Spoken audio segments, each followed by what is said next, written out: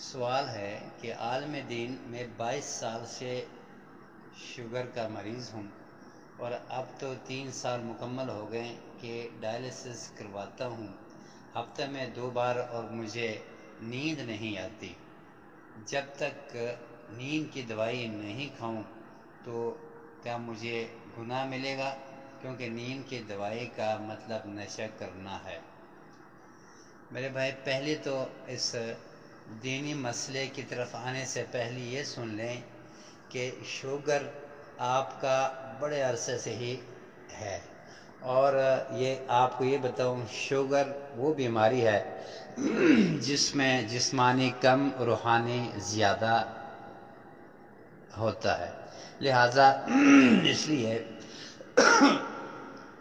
آپ پہلے اس کو کسی معالج سے روحانی علاج کرنے کی کوشش کریں تاکہ آپ کی یہ بیماری ٹھیک ہونا شروع ہو جائے، اور اچھا ہمدرد اور تجربہ کار کسی معالج کو ڈھونڈ کے جو قرآن سے اور حدیث کے دعاؤں سے علاج کرتا ہو، اس سے علاج شروع کروائیں۔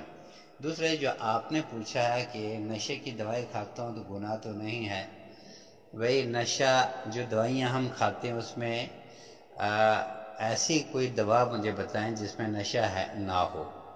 ایلوپیتھک کی دوائیوں کے اندر اکثر نشہ ہی ہوتا ہے، اور اس کی علامت یہ ہے کہ اگر آپ بتائے ہوئے حصے سے بڑھ کر، مطلب 1 چمچ ہے تو آپ 2 یا 3 چمچ پی کے دیکھ لو کہ آپ کی جسمانی کیفیت کیا ہوتی ہے۔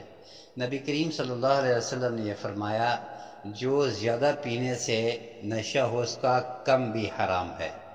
تو یہ تو سارے نشے، لہٰذا اس دور کی ایک مجبوری ہے جو انسان علاج کے طور پہ استعمال کر رہا ہے۔ دوسرا یہ ہے کہ نشہ کے اندر جو کون سی چیز ہے جس کی وجہ سے ہمیں نشے محسوس ہوتی ہے، اس چیز کا یہاں پہ ہمیں کوئی علم نہیں کہ علاج کے طور پہ ہم علاج کر رہے ہیں، اور کون سی حرام کا حصہ اس کے ساتھ ملا گیا یہ بھی نہیں پتہ ہمیں۔ لہٰذا جو نہیں پتہ اور کوئی مسلمان معالج اس کو صحیح سمجھ کے دے رہا ہو، وہ جانے کام جانے، ہمیں ضرورت کے مطابق اور مجبوری کے تحت استعمال کرنے کا حکم ہے۔ السلام علیکم۔